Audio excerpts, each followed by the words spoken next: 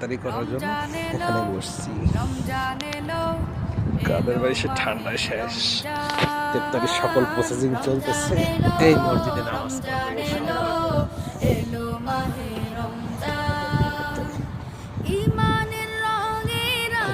পড়বে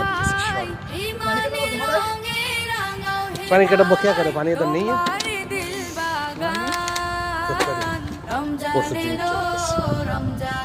इस्लाम में ध्यान दी लवण ऐसे नहीं है शर्मा।